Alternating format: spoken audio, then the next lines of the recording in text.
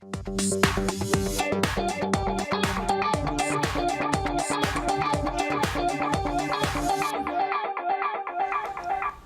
revenit la Mintea Costă. Domnule Rifai, vorbeam despre problema care există în moment de față în orașul Kasab. Care este miza? Pentru ce se luptă? Și de ce avem aceste informații denaturate? Bun, de când s-a intrat în Kasab, cu ușurință, v-am spus, fără vărsări de sânge ale civililor, iar cu foarte multe pierderi ale bandei, pentru că să camuflege, să mascheze eșecul mare, au început, deci mașinațiunea propagandistică a lor a început să arunce minciuni. Intră teroriști, mor armeni, se decapitează, se devastează orașul, proprietăți și așa mai departe. Noi suntem obișnuiți cu gogomania acestui regim. Și ar trebui că de 3 ani încoace să fie obișnuită și comunitatea internațională. Pentru că foarte mult a mințit. Acest regim încearcă să face acest lucru și aruncă aceste intoxicații, tocmai, primul rând, să bage fitile și să arate comunitatea internațională că, uite, domne, minoritățile care o crotesc eu și care eu îi păzesc și eu îi dau de mâncare, le dau de mâncare, sunt țințiți. Și atunci comunitatea internațională, majoritatea creștină, vrea să se miște într-un fel. În al doilea rând, aceste intoxicații este o armă ridicată împotriva coeziunii,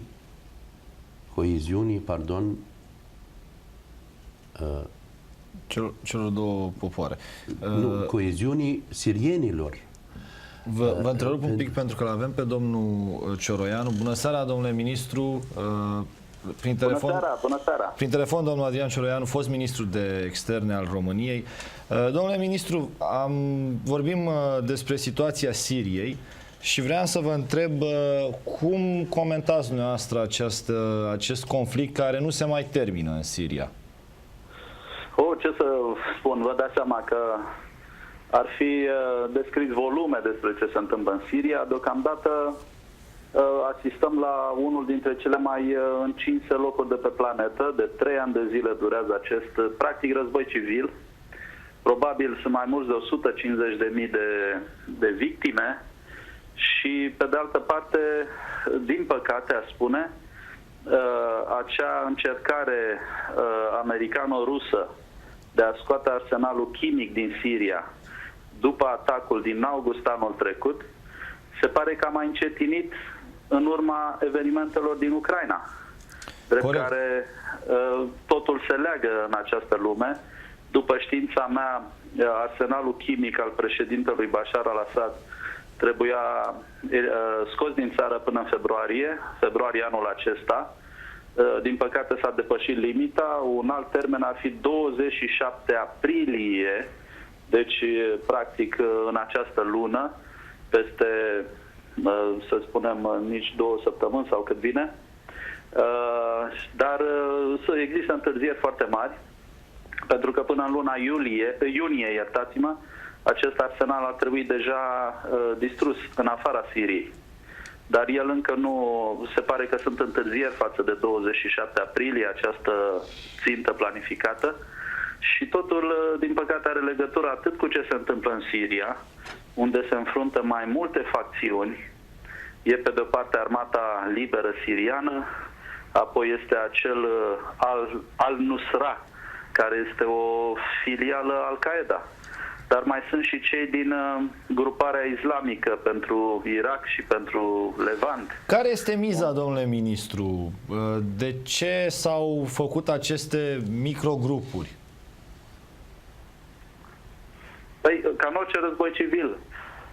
Și cei din Siria știu foarte bine ce se întâmplă în Liban. Lasă că foarte mulți sirieni, la fel și cei care conduc Siria sau au condus Siria în ultimele decenii, cu toții au considerat Libanul ca fiind o parte a Siriei mari. Ori noi am văzut după anii 70 în Liban înfruntându-se mai multe facțiuni și asta este caracteristic pentru orice război civil.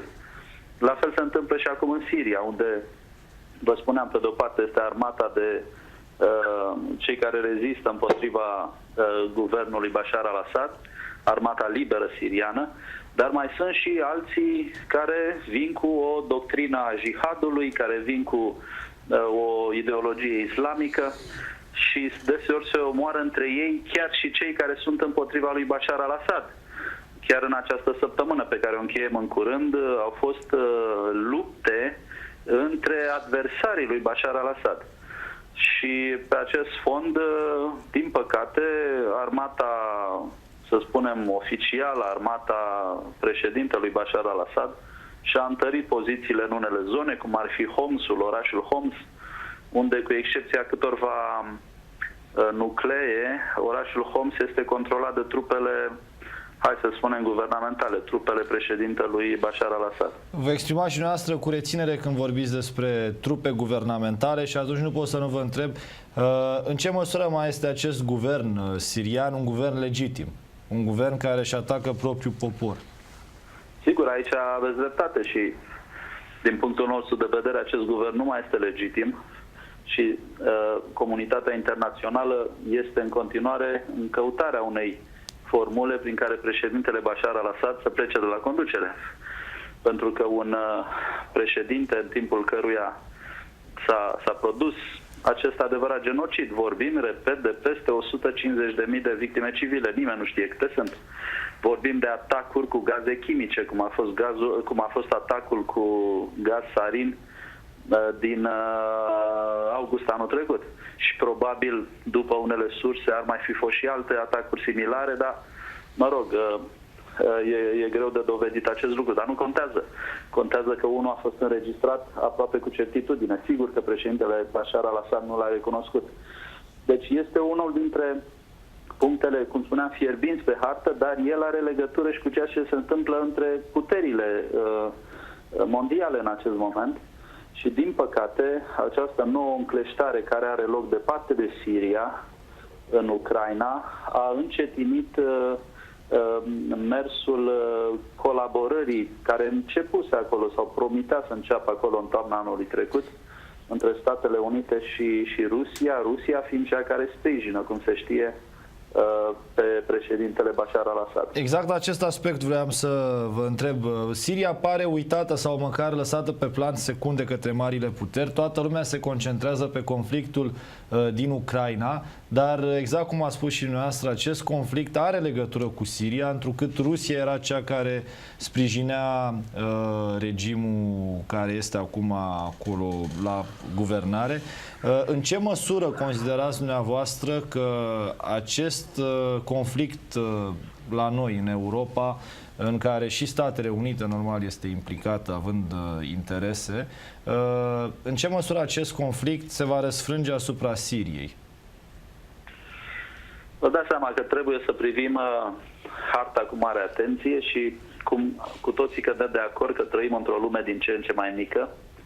Este aproape de la sine înțeles că ceea ce se întâmplă într-o parte a globului, în relația dintre actorii mari, actorii importanți, se răsfrânge peste tot. Și este cazul Siriei. Siria, pe hartă, din punct de vedere geopolitic, este un loc foarte important, dar în același timp importanța sa derivă din faptul că acolo au interese și Rusia, și Statele Unite, și Iranul, și Turcia, Israelul de asemenea vecinul din sudul Siriei. Uniunea Europeană a încercat să fie un actor mai discret și care să ajute la mediere. Practic e un loc, Siria a fost un loc în ultimii 3 ani în care s-au întâlnit toate aceste încercări de influențare, să nu spunem neapărat interes, pentru că interesul poate să sune oarecum, eu știu, mercantil și n-aș vrea să să traducem drama poporului sirian, pentru că sunt foarte mulți refugiați, de regulă se vorbește de victime, de cei morți, dar sunt sute de mii, dacă nu cumva milioane de refugiați deja din zonele de conflict. Ori drama acestui popor, a vorbi de interese în acest context, poate să pară, eu știu, cinic. Dar asta este lumea în care trăim și, de exemplu, în cazul Siriei de astăzi, faptul că Statele Unite și Rusia sunt pe poziții divergente în privința Ucrainei, afectează și acest proces de reglementare a ceea ce se întâmpla în Siria.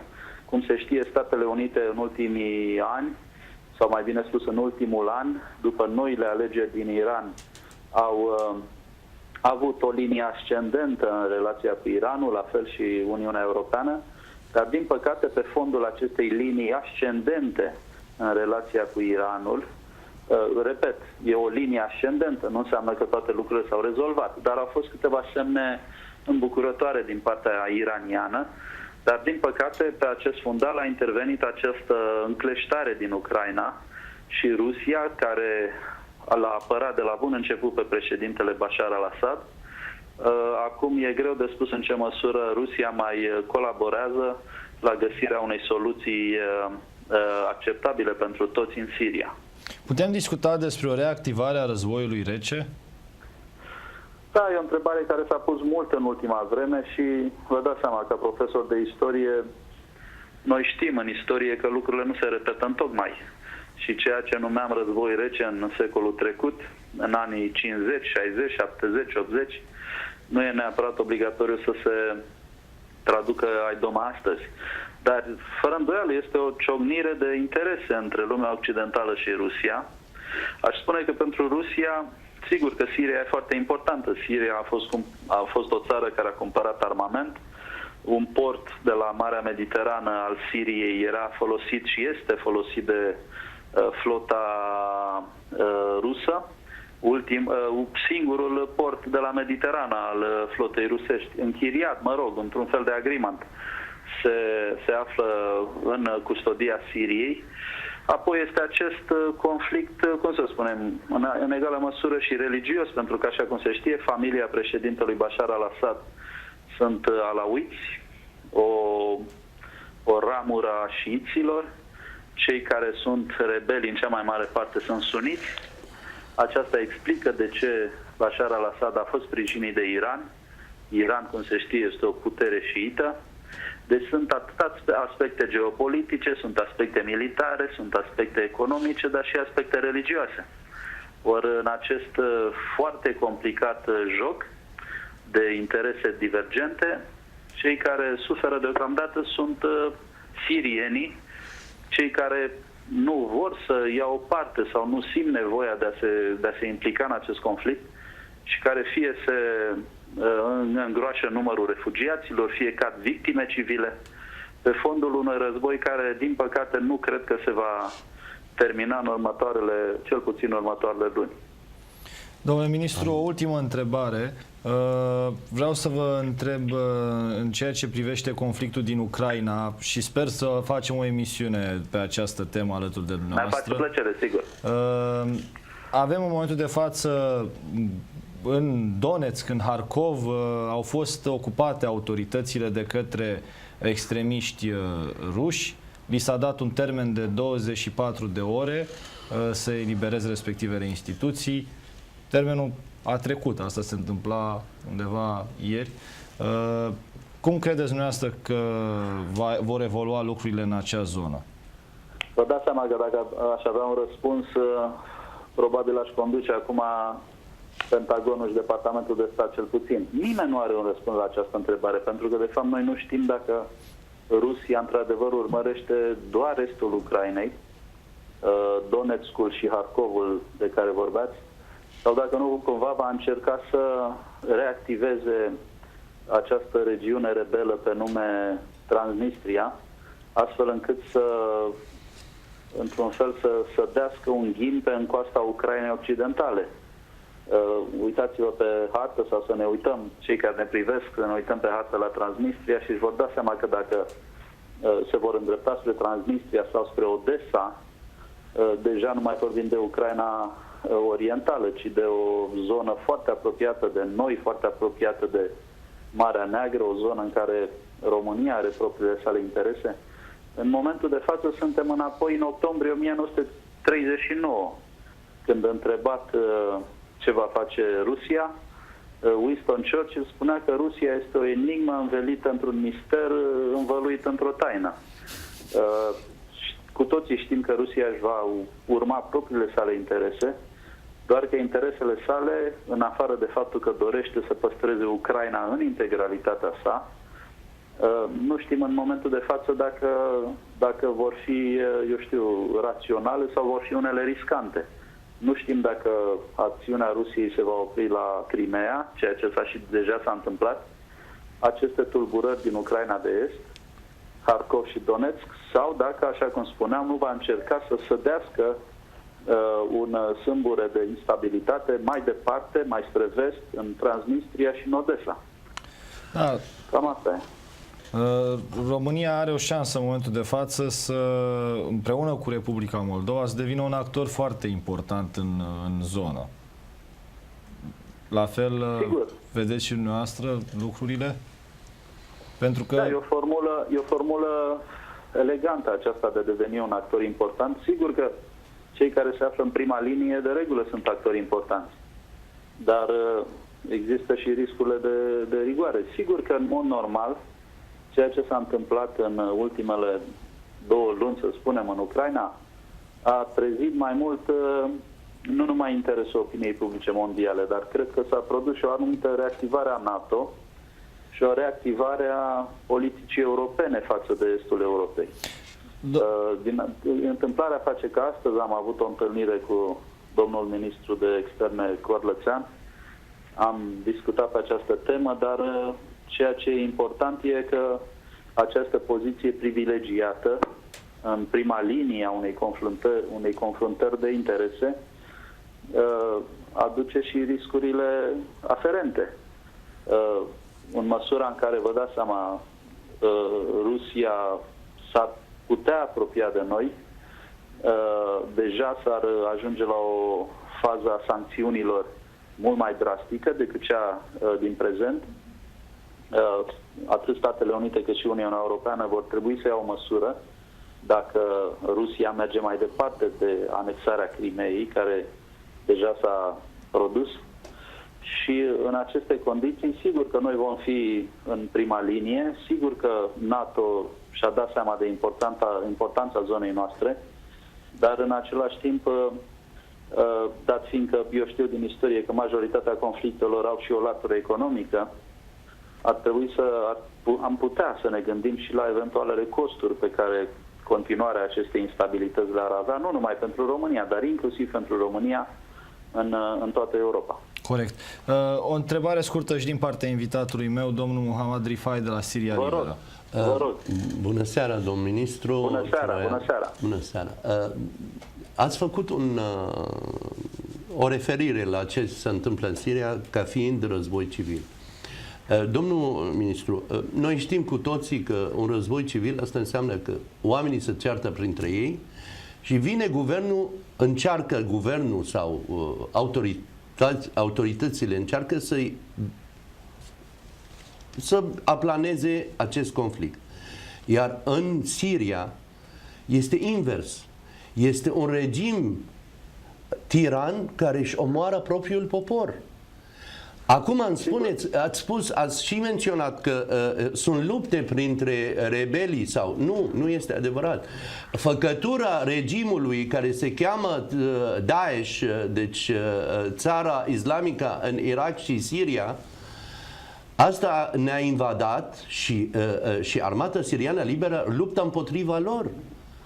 Absolut de acord. Sunt absolut de acord cu dumneavoastră și eu cred că armata liberă siriană este reprezentantul legitim, dar privind ceea ce se întâmplă în teren, privind cu un ochi obiectiv, ajungi la toate datele unui război civil, pentru că dumneavoastră știți foarte bine că, din păcate sau nu, regimul Bashar al-Assad se sprijină pe minoritatea șiită din Siria, dar în egală măsură sunt și unii creștini care îl sprijină, alții care se tem de suniți, au impresia că suniții se vor răzbuna și asta îi face pe cei care sunt alături de președintele Bashar al-Assad să nu cedeze.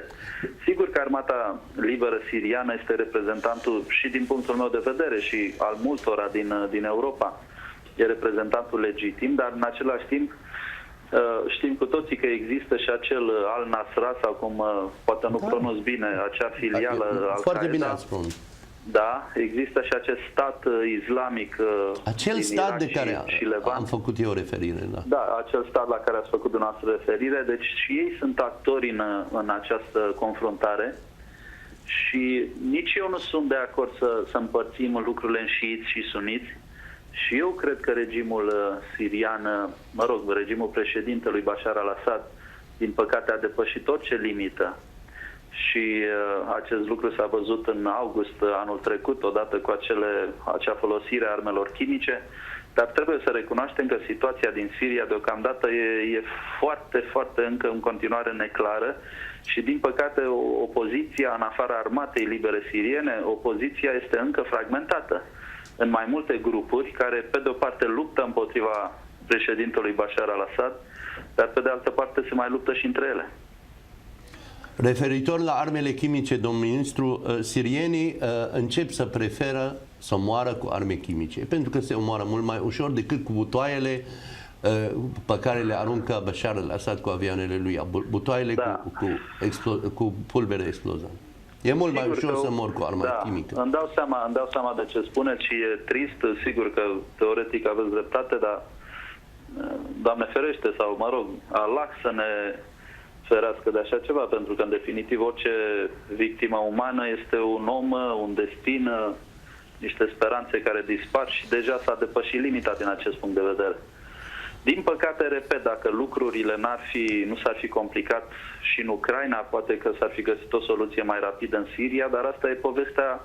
Nu se vrea, domnul ministru, ați văzut și la Geneva s-a dus opoziția cu brațele deschise să încerce să facă ceva. Nu s-a vrut. Nu s-a vrut. E sprijinit, cum ați spus, economic din partea Rusiei, iar spiritual și militar din partea Iranului, Hezbollah, milițiile sectare din Irak.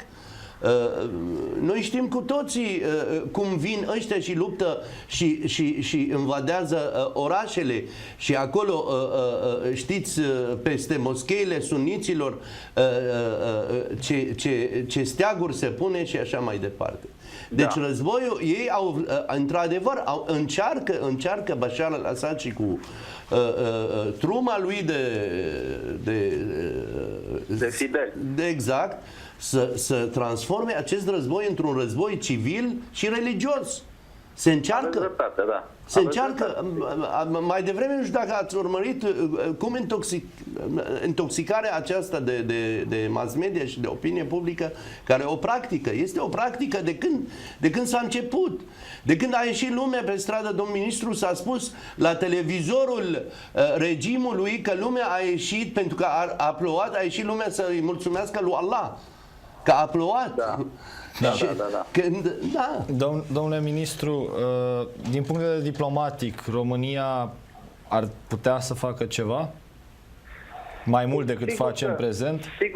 Sigur că e ușor să spunem că ar putea să facă mai mult, dar pe toți cei care spun acest lucru, i-aș ruga să și spună ce. În astfel de situații, eu consider că poziția României din acest moment a fost una destul de rațională și nu o judec în cheie politică, nu contează cine a condus ministerul, dar cred că diplomația română a făcut și continuă să facă ceea ce se poate face.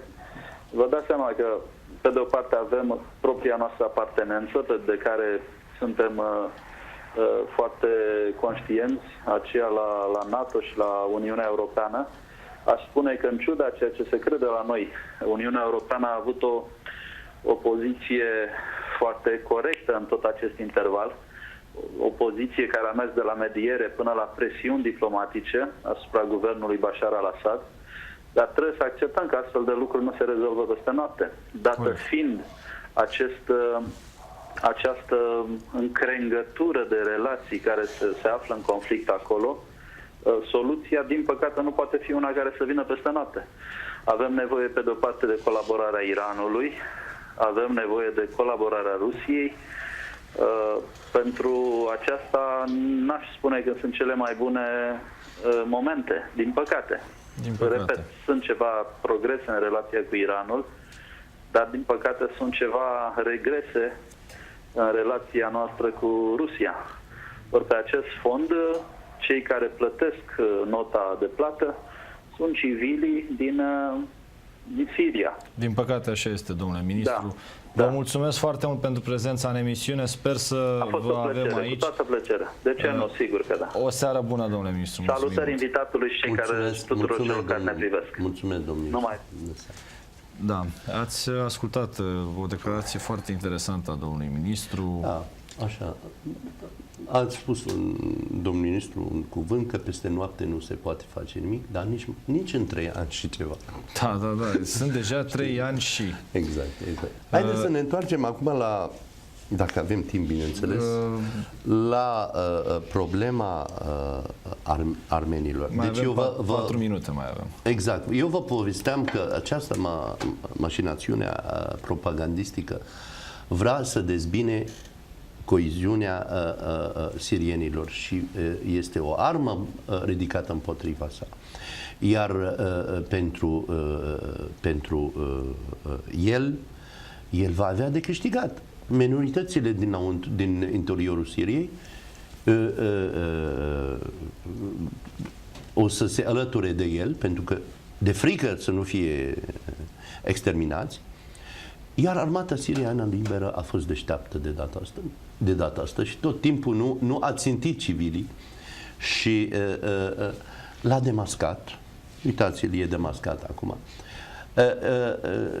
Chestia care mă deranjează, că ați vorbit mai devreme de manifestații care a organizat-o ambasada siriană.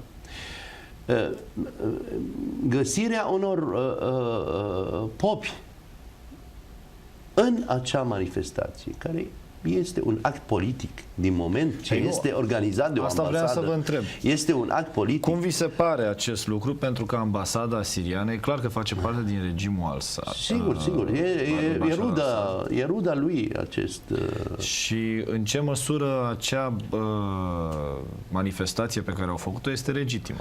Domnul, deci ei trăiesc într-o țară liberă, în România, au cerut o aprobare, li s-a dat și s-au manifestat. Dar ce m-a deranjat că existența niște popilor acolo, deci un popă de la Biserica Armenească și unul de la Copta. N-au ce să caute acolo. Pentru că popii în general îndeamnă la pace, nu la încurajarea acestui criminal că să-și extermine populația. În sfârșit, să vă spun, dacă au fugit 600 de armeni, din Siria au fugit 4 milioane de oameni de frică butoaielor și uciderii. Astăzi dimineață m-a sunat cineva că cineva din familia mea, 2 femei au fugit din cauza că au vrut să le aresteze. În Siria sunt 7 milioane de oameni care au refugiat în interiorul Siriei. Un număr neștiut de cadavre sub dărâmături. O concluzie? O concluzie, în noua Siria, domnul Vlad și stimați telespectatori, va trăi foarte bine minoritatea armeană, ca și toate minoritățile etnice și religioase. Și cerem de la Națiunile Unite și de la domnul Ban Ki-moon să nu se îngrijoreze prea mult, că deja noi, sirienii, ne facem griji pentru sănătatea lui, să nu cumva să intre în depresie. Domnule Mohamed, vă mulțumesc foarte mult pentru prezența în emisiune. Și eu vă mulțumesc foarte mult. Stimați telespectatori, aceasta a fost emisiunea pe ziua de azi. Noi ne revedem și luni. Până atunci, nu uitați, citiți, fiți informați și urmăriți-ne. Un weekend minunat!